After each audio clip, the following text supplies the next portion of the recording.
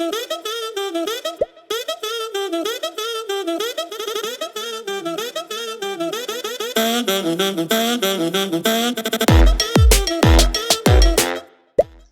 what's up, bro? Are you ready to play curveball? Hey, I've been waiting. Let's get it. I'm waiting on you, bro. All right, let's go. Let's do it. Curveball's tough to open. Yeah, take your time with that. All right, here we go. You were a father to twins at age 21. If you can go back in time and tell yourself one thing at that point, what would it be?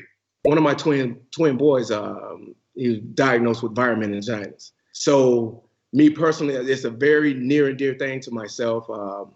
It's very moving and touching because he can't actually do certain things. He can't go out to eat with his siblings or, drink a bottle of water, things of that nature. He has a G-tube in his stomach. So me personally, I'm very blessed to have, not only just have my twin boys at that young age, but also for me to have this experience that I had. I'm a firm believer with that. The Heavenly Father would never put anything on your shoulders that you can't handle. And it actually taught me to become a man sooner than what I wanted or expected. We were given 6 months that my son would live. He's 19, man. Wow. The greatest thing ever, fam. The greatest thing ever, bro. My son was only given 6 months to live, man. He's 19 years old. Wow. Turned 19 this past April. It's such a blessing, man. Deion Branch don't have anything to complain about, and that's the thing I always try to walk around. That's what my motto. I always have a smile on my face because my son can't do it. You follow what I'm saying? There's no need for me to be complaining or moping or groping about anything because my son can't do it. Here we go. Let's look out for you. Yeah. Keep it real, man. When was the last time you cried? It's weird because I heard that expression that men don't cry kind of throughout my younger days and as I was growing up, and I never really saw my dad cry. But as a parent, when I look at my kids, I have 3 kids, 7, 3, and 1. Yeah. I cry all the doggone time. Just earlier today, I was crying because I'm just so excited of where my kids are, and I don't have, my kids, they've grown, they continue to struggle with different things, and that's just part of being a dad. But watching them go from where they were when they were young until growing into little kids, they have their own voice and own opinion, and they fight among each other. It's the special moments like that you appreciate. And to me, for men, we were kind of brought up saying, don't cry, don't be emotional, don't show that. But I show my kids that. I want to show them that, listen, you can still be a man, you still can be a father figure, you can still be an adult and still show your emotions. You shouldn't be ashamed of that. But my daughters, they still make fun of me no matter what. I cry all the time and they're always like, Daddy, don't cry, be tough. But when you're proud of your kids, you have a tear. I would say, me personally, this was just this morning. Every now and then I find myself, because I'm so passionate about certain things, certain music kind of drive me. And I was listening to one of Boyz II Men's song, and it kind of just triggered something about my mom. Mm-hmm. You get what I'm saying? And I was brushing my teeth, bro. This was at 8 o'clock in the morning, and I found myself brushing my teeth and getting all emotional, but I still got the music going because I love it. Yeah. But I love the feeling that it gives me. And then at the same time, how something, the words that these guys are speaking in the song, how it just forced me to call my mom, in which I talk to her all the time, every other day. Yeah. And she's just like, what you want? And it's just like, the love isn't just, Mom, what you doing? What do you got going on? Right. Why? What do you want? Why you calling my phone so early in the morning? I'm like, I love you, woman.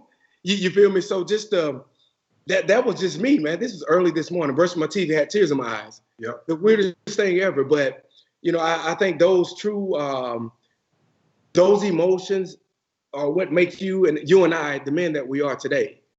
What's the play on this next curveball? You ready?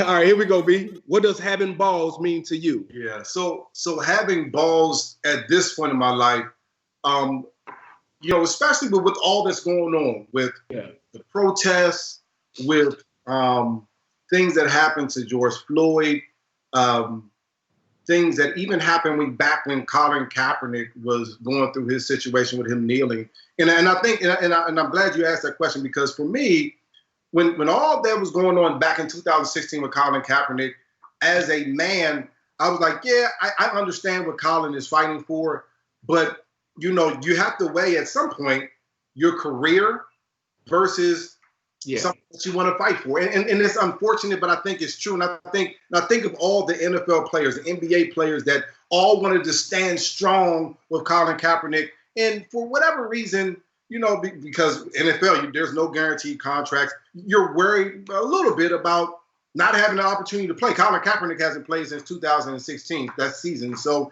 you're worried about that. You're worried about your livelihood.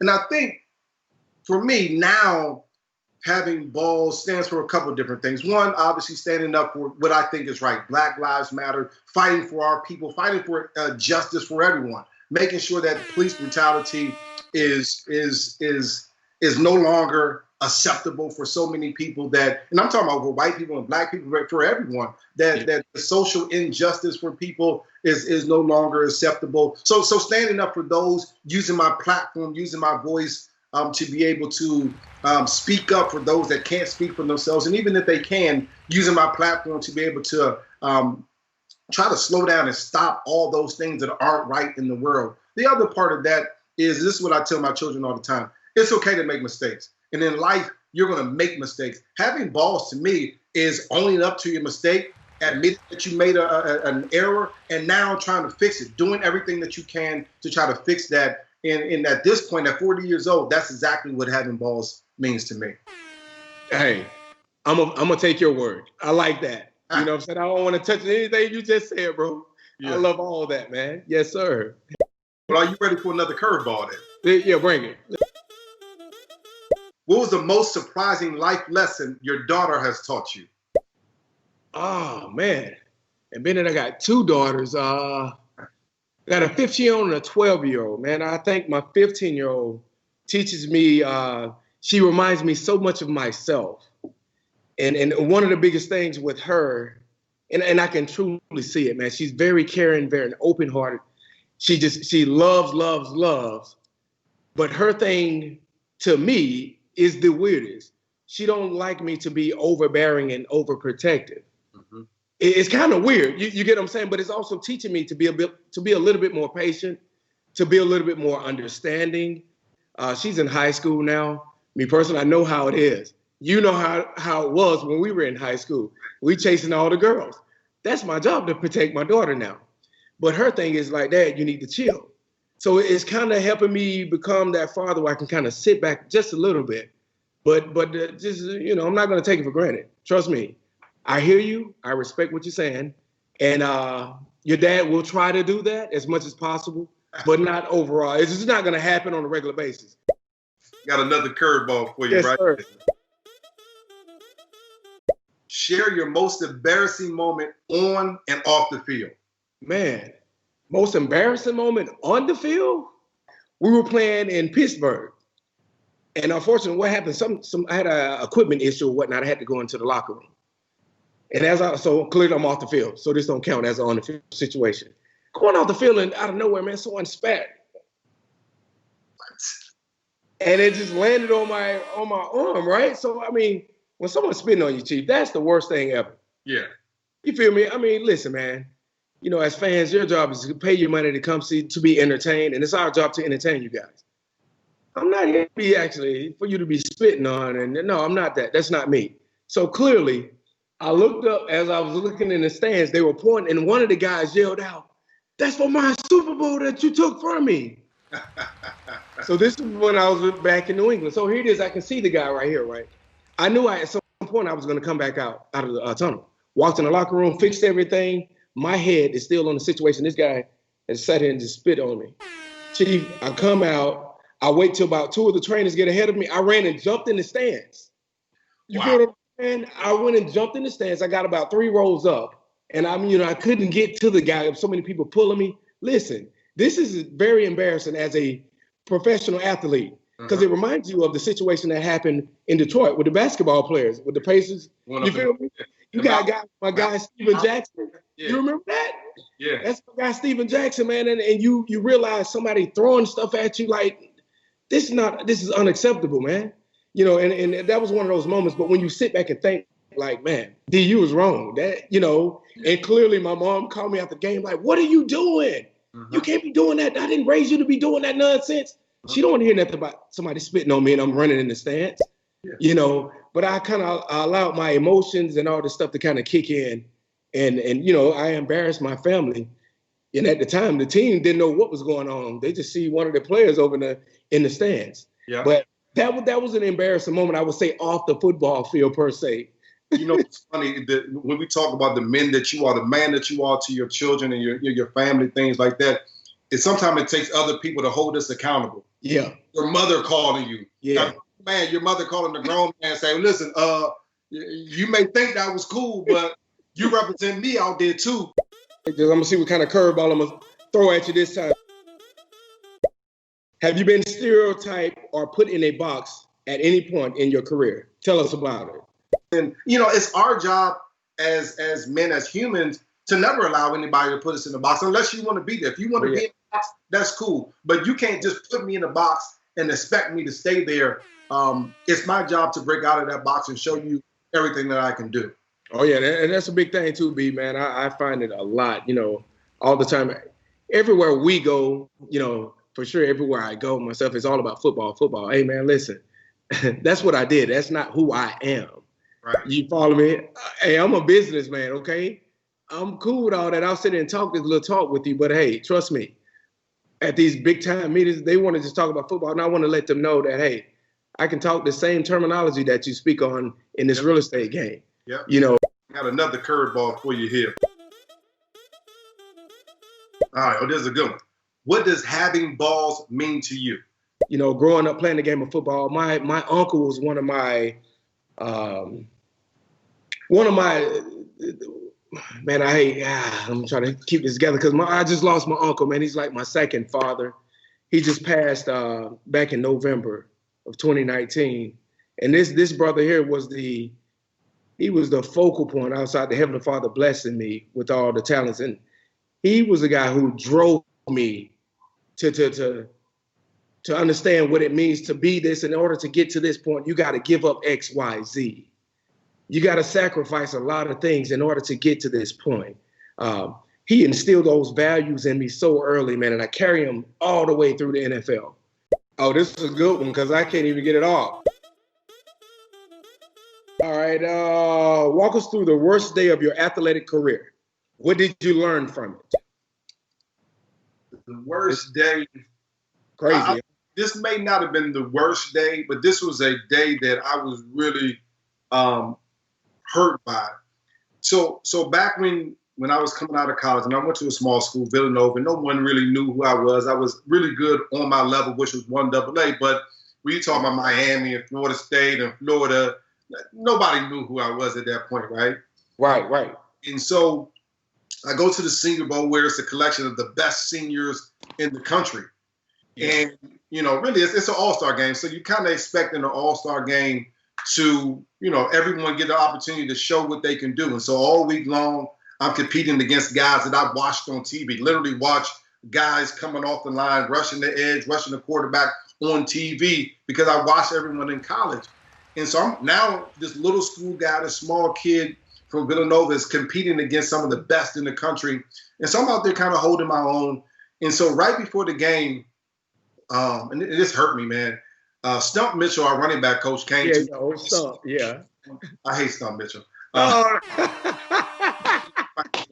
But so he came to me right before the game, was like, listen, we only going to play you on third downs, and we'll play you a little bit on special teams because that's really what everybody wants to see you do. And I was like, well, Stump, I hear what you're saying. I said, but you don't know my ability or what I can do on first and second down, and neither does anyone else. And more importantly than that, this is an all-star game. This is a game for me to showcase my ability to all the NFL scouts. So I would hope that you just allow me to go out there and play.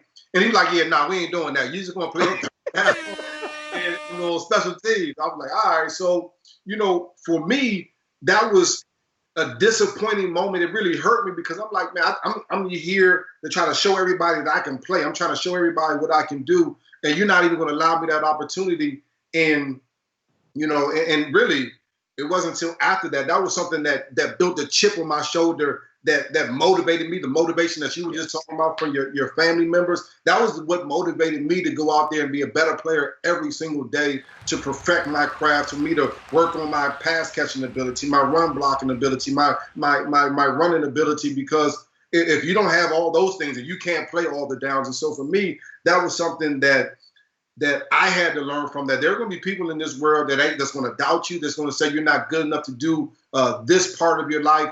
But it's your job, especially if you want to go out there and prove those people wrong, and to show that you're capable of anything, as long as you have the right mindset and you focus and ready to do that. And so for me, that was a chip that I always carried on my shoulder. And to this day, really, I still don't feel too good about Stump Mitchell, but I appreciate him motivating me as a younger man. I gotta let Stump know, man. I gotta hit Stump know, man. You pissed my guy off, man. But he created one of the greatest, arguably one of the greatest running backs in Philadelphia history. You feel me? Based off that, it's amazing how something as him trying to follow some direction from, I guess, the upper, whoever's the upper management. Hey, only play B West on third down and special teams. Yeah. That turned you to a monster, man. Where are your biggest insecurities growing up, and do you still have them? Some of my biggest insecurities, I would say, was just not knowing.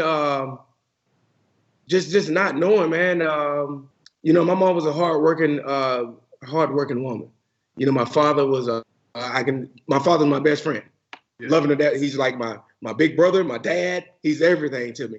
So I don't want what I'm about to say to come off the wrong way to anybody, because I wouldn't change my upbringing for anything. My dad was in the streets, and he'll speak about that. But I think his livelihood, his upbringing was totally different from mine.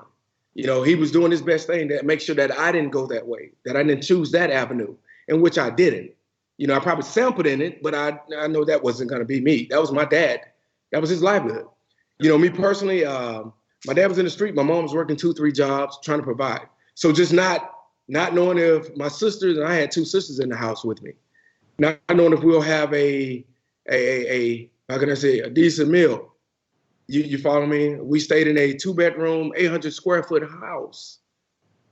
You follow me? That was it. 2 bedrooms. We had 2 bedrooms, a bathroom, a small 200, maybe 100 square foot bathroom, if that, a kitchen and a living room. That's it. Just not knowing the next move. Will we be kicked out of our apartment? Will my mom lose her job? My dad is out trying his best to provide. Next thing you know, he get locked up, and then everything changes. Yeah. He's able to help my mom while he's out, but when he get locked up, it's over. Now everything falls on my mom, and everything shifted as I got a little older, and I felt like I started to become a younger man when I was 13, 14, whereas if I don't know if I can make it in life without my mom and my sisters. So those same insecurities that I had for my family then is now me making sure I provide, and I got to be the actual protector, the provider, the nurturer, everything in the household for my family. That's my job, to make sure I have this. Now everything has shifted from my mom to like, I can't live without my wife and my kids. You follow me? So those same little traits that I had as a young man, I have them now, but it just totally shifted towards my family now, and it's a beautiful thing. Trust me, I have some sleepless nights. Well, bro, obviously we in a special time in the history for our country. In the NFL, Roger Goodell has stepped up and made a couple comments about Black Lives Matter and things like that. What do you think about what Roger has said and how the NFL has responded? 2 things that I questioned. It was the timing, and throughout that entire statement, Cap was never mentioned. In order for us to ignite change, we have to actually accept the actual wrongdoings that has been going on. And I don't think nobody is willing to accept the responsibility to come out and say, hey, I was wrong, i.e. And once we do that, then we have to see action. And the most important thing, the very first thing that needs to be done, that needs to be addressed, is Kaepernick. And I know a lot of people don't want to, let's not make this the biggest deal, but yes, it is. This is, if we're acknowledging that this is a big problem, it's an issue, then let's go back and address the situation who first made the stance about it. Now I'm not going to sit there and say Cap is going to make a change on somebody's team, but this brother lost his job and has been out of football something that he has been near and dear for, all of his life. It was taken away from him, unjustly. It was taken away from him just because it was something that he believed in, that he foreseen, that was a lot of truth about back then that we're just now acknowledging. We need to start seeing some action, not only just within the statement that's being made. We need to start seeing the minority shifts, some sort of improvement within the coaches, the front office. What advice do you have for the white leaders? We need your help.